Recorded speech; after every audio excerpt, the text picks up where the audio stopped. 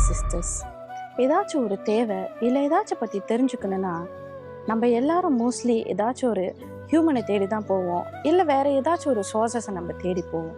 ஆனால் வேதாகமத்தின் படி நம்ம பார்க்க போனால் தாவீதின் ராஜாக்கள் காலத்தில் பஞ்சம் உண்டாயிருந்தப்போ அவர் கர்த்தரை தேடி போகிறாரு.